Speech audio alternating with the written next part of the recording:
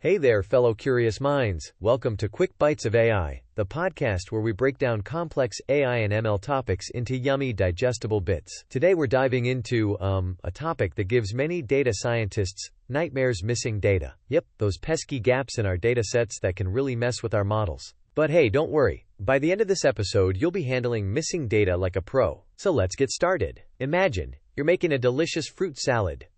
But oops, you're out of apples. What do? Do you just skip the apples? Or do you go out and buy some? Or maybe you use bananas instead? Handling missing data is kinda like that. You gotta decide what you're gonna do when some pieces are missing from the big puzzle that is your dataset. First off, let's talk about why it's so important to deal with missing data. Data without all its parts can lead to biased results and can make your model learn all the wrong things. That's like giving your friend a map with half the roads missing and telling them to get to your house. They'll probably end up someplace else. Now, there are three main types of missing data we usually come across. There's MCAR, which stands for missing completely at random. It's like flipping a coin to decide which data went missing. Totally random. Then there's MAR, missing at random, where the missingness is related to some other observed variable. And finally, MNAR, missing not at random, which is the trickiest because the reason for the missing data is related to the missing data itself. It's like,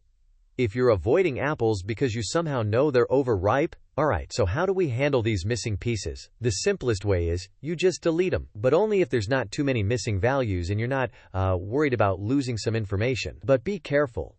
Too much deleting can make your dataset look like Swiss cheese. Then there's imputation, which is a fancy term for filling in the blanks. You can fill it with the mean, median, or maybe the most frequent value. Just think of it like adding bananas, because you were out of apples close, but not quite the same. For a bit more sophistication, you can use regression or k-nearest neighbors, KNN. These methods look at the patterns in the data to make, educated guesses. It's like checking with your salad-loving neighbor on what they'd put in place of apples. But hey, if you're feeling super fancy and modern, you can dive into deep learning techniques. Neural networks can sometimes fill in the blanks better than anything else, because they're a bit like data clairvoyance. They read between the lines. So when should you use which method? Well, that depends on your data, the amount missing, and how important those missing parts are. A good rule of thumb is to start simple and move on up to more complex methods if needed. And here's the kicker. Handling missing data incorrectly can skew your entire model,